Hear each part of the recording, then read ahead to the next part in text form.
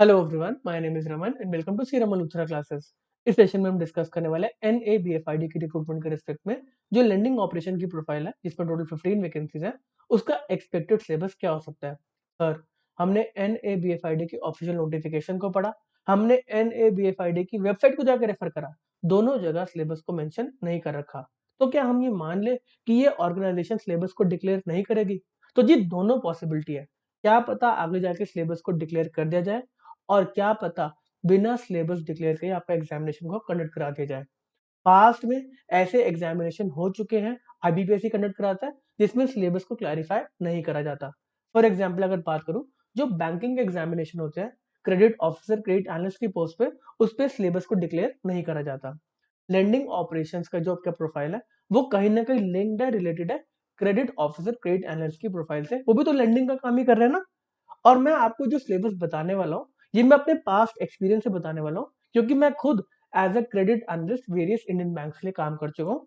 साथ ही साथ मैंने काफी स्टूडेंट्स को हेल्प करा है इन एग्जामिनेशन को क्रैक करने के लिए, क्रेडिट ऑफिसर, क्रेडिट एनालिस्ट के। ठीक है जी। तो जो उनके एग्जामिनेशन में जिस टाइप के क्वेश्चन पूछे गए, मैंने उसी हिसाब से इस सिलेबस को डिफाइन करा है। आप देखो जी, आपको समझ में आता है तो। बाकी क्या पता आगे सिलेबस को डिफाइन कर दे एनएबीएफआईडी, तो थोड़ा सा और बेटर हो जाएगा हमारे लिए। चलो, इस सिलेबस को डिस्कस करने से पहले, अगर आप एलिजिबल है इस एग्जामिनेशन के लिए, अगर आप एमबीए इन फाइनेंस है या फिर आपने पीजीडीएम कर रखा है जिसमें स्पेशलाइजेशन फाइनेंस में है, साथ ही साथ आप सीडब्ल्यू है, सीएफए है, सीएम है, सीए है, तो आप एलिजिबल है इस एग्जामिनेशन के लिए। अगर आप एलिजिबल है तो आपको एग्जामिनेशन देना चाहिए।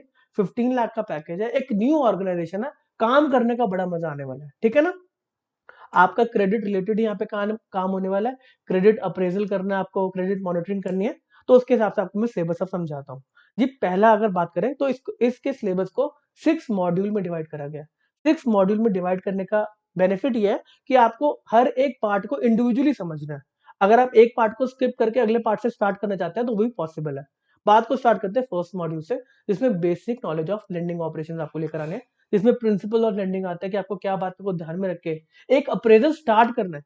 क्रेडिट पॉलिसी की बात करें तो हर एक ऑर्गेनाइजेशन की अपनी खुद की क्रेडिट पॉलिसी होती है। ऑब्वियसली जो रिजर्व बैंक ऑफ इंडिया की, वो अपने क्या कहते हैं, कुछ क्या कहते हैं, लिमिटेशंस डालता है हर एक बैंक के ऊपर। फिर एक बैंक अपने रिस्पेक्ट में कहता है जी, आरबीआई के अंडर रहकर तो हम काम करेंगे रेगुलेशंस में, बट हम खुद की भी पॉलिसी को डिफाइन करेंगे, और ये पॉलिसीज आरबीआई को सबमिट होती है। ठीक है जी। टाइप्स ऑफ बोरोअर की बात करेंगे तो आपको क्लैरिटी होनी चाहिए कि किस टाइप का बोरोअर आपके पास आके लोन मांग सकता है। कंपनी के फॉर्म में है, एक एलएलपी की फॉर्म में है, एक इंडिविजुअल आया, एक पार्टनरशिप आया, क्या क्या इंप्लीकेशन है वो डिपेंड करता है ना बोरोअर किस टाइप का है तो। ठीक है। क्रेडिट डिलीवरी की अगर बात करें तो जिसके अंदर आपका जो प्रोफाइल है उसमें भी मेंशन कर रखा है कि आपको सिंडिकेशन के बारे में नॉलेज होनी चाहिए। तो क्रेडिट डिलीवरी की बात करूं तो इसके अंदर sole banking, multiple banking, consortium lending, syndication, ये सब आता है। क्रेडिट रेटिंग की बात करें तो इसके अंदर रेटिंग, जितनी बेटर एक क्लाइंट की रेटिंग होती है उतना ही उससे कम इंटरेस्ट ले आता है।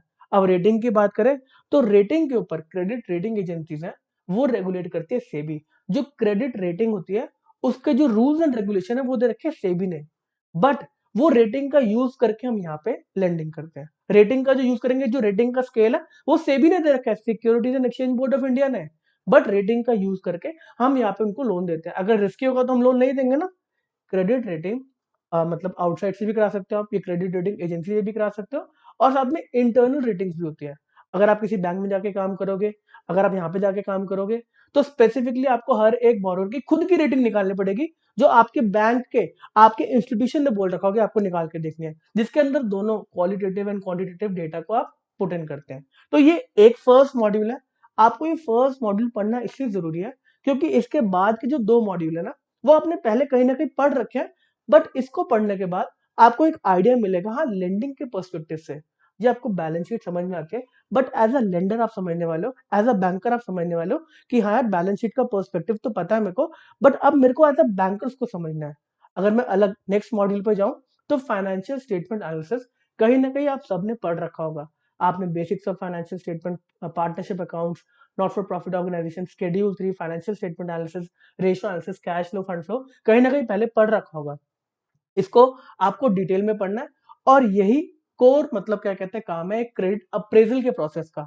अगर आप अप्रेज करने जाओगे कि भाई हाँ, लोन देना है कि नहीं देना है, तेरे को कितने अमाउंट का लोन देना है, तो आपको फाइनेंशियल्स पे कमेंट करना होता है।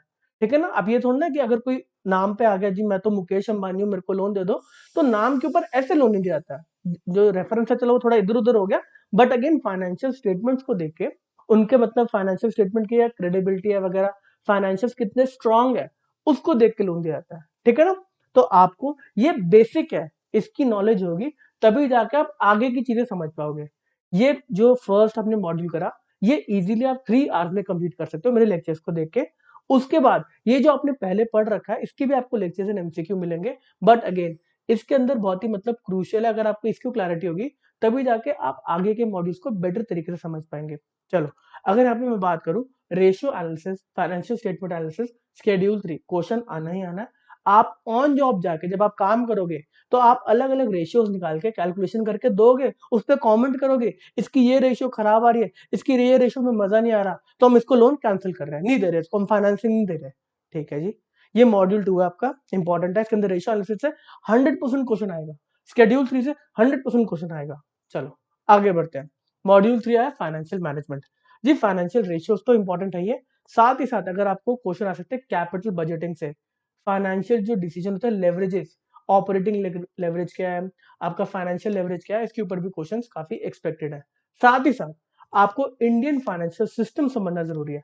अगर इंडियन फाइनेंशियल सिस्टम की बात करूं तो इसमें अलग अलग रेगुलेटर्स हैं, सिर्फ आरबीआई थोड़ी है, सेबी भी है, पीएफआरडीए भी है, आईएफएससी भी है, तो पूरा का पूरा इंडियन फाइनेंशियल सिस्टम समझ में आने वाला है, समझना चाहिए आपको, समझ में आएगा आपको इजीली, जिसके अंदर पैसे के फ्लो को समझाया जाता है कि कुछ लोग सेव करते हैं फिर उधार पे दिया जाता है, कुछ लोग पैसे को अपना इन्वेस्ट करते हैं वो सेबी के थ्रू रेगुलेशन करी जाती है, कुछ लोग अपने पैसे को इंश्योरेंस में डालते हैं, कुछ लोग अपने पैसे को पेंशन के लिए सिक्योर करते हैं ताकि पेंशन अर्निंग हो सके। तो इंडियन फाइनेंशियल सिस्टम को समझना जरूरी है।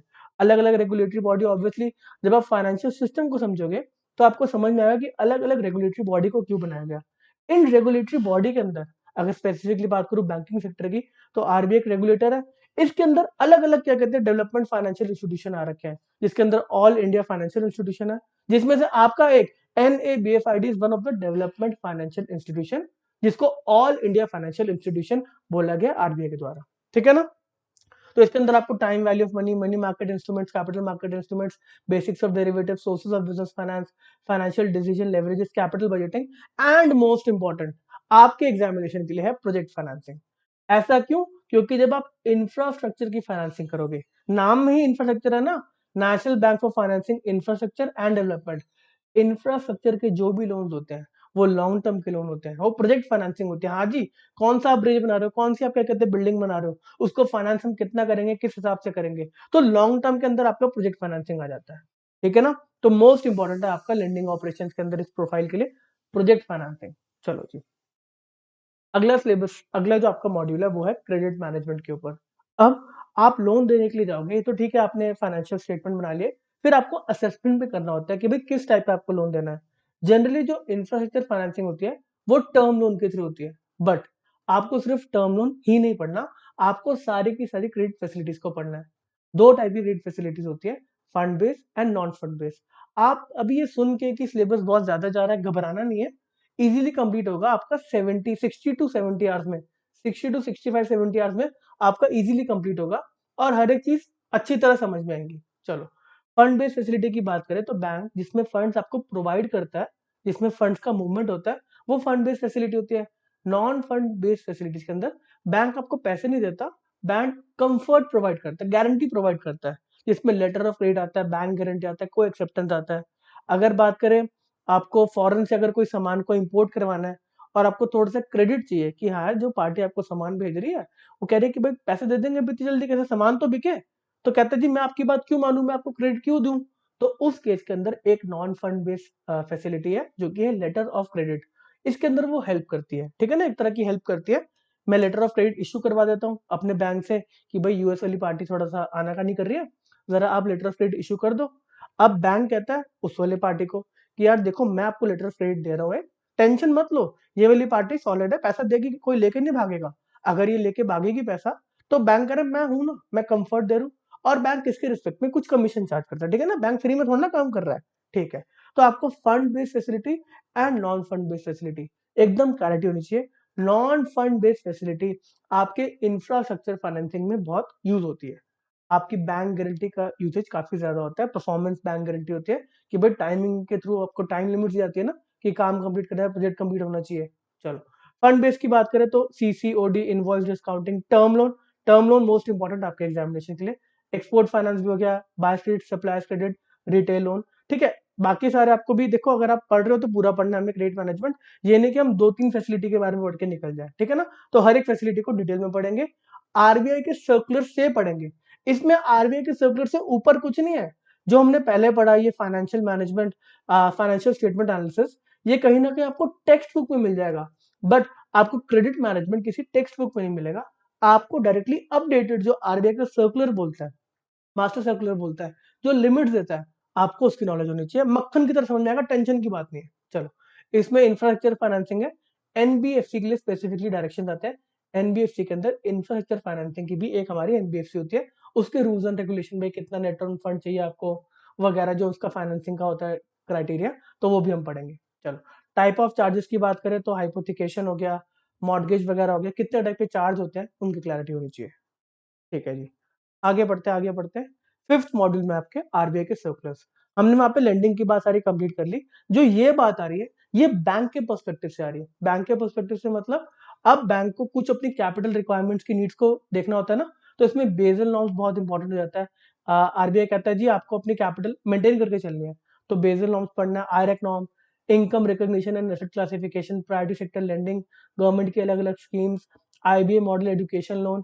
अब अलग अलग एक्ट की अगर मैं बात करूं जो इंपॉर्टेंट है आपके लिए, एनएबीएफआईडी एक्ट को पढ़ेंगे, payment and settlement system act को पढ़ेंगे, नेगोशिएबल इंस्ट्रूमेंट एक्ट को पढ़ेंगे, IBC insolvency and bankruptcy code को आप छोड़ सकते हो क्योंकि थोड़ा सा ज्यादा हो जाएगा, इसको छोड़ सकते हैं, सरफेसी एक्ट को करेंगे। तो जितना अभी आपको लग रहा है कि हाँ पॉसिबल है उतना करेंगे, बाकी ये एक्ट्स भी सारे के सारे आपके लिए इंपॉर्टेंट है।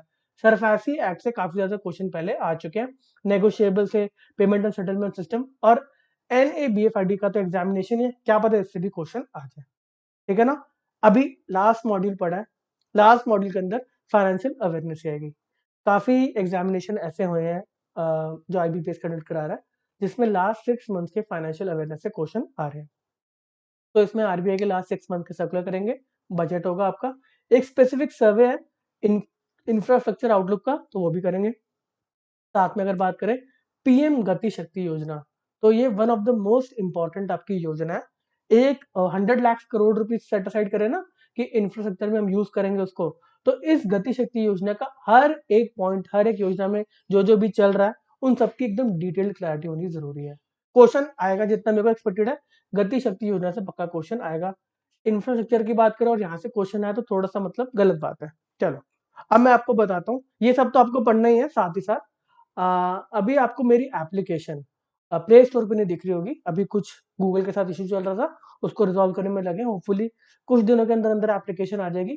बट आप अभी भी मेरी एपी के एप्लीकेशन को डाउनलोड कर सकते हैं, आपको इस वीडियो के डिस्क्रिप्शन में उसका लिंक मिल जाएगा। अभी आप जाना मत, पूरी बात सुन लो, और साथ में जो लिंक्स है वेबसाइट के वगैरह, वो सारी डिटेल आपको इस वीडियो के डिस्क्रिप्शन में मिल जाएगी। साथ ही साथ ये आगे देख लो भाई कितने लोगों ने हमारे एग्जामिनेशन क्लियर करे, पीएनबी क्रेडिट ऑफिसर हो गया, bank of India credit officer हो गया, तो अच्छे खासे लोगों ने हमारे कोर्सेज को लेके एग्जामिनेशन को क्लियर किया है। आपको अगर अभी एनरोलमेंट कराते हो तो काफ़ी मतलब डिस्काउंटेड रेट पे आपको कोर्स मिल जाएगा। आपको अभी लॉन्च ऑफर करके कुछ कोड चल रहा होगा, तो वो यूज़ करके आप एक्स्ट्रा डिस्काउंट्स को पा सकते हैं। इस वीडियो को यहीं पे समाप्त करते हैं। कोई इन्फॉर्मेशन आपको और चाहिए तो मेरी एप्लीकेशन के अंदर चैट सेक्शन में जाके आप मैसेज ड्रॉप कर सकते हैं। चलो जी, इस सेशन को यहीं पे रोकते हैं। Okay, tata, bye bye.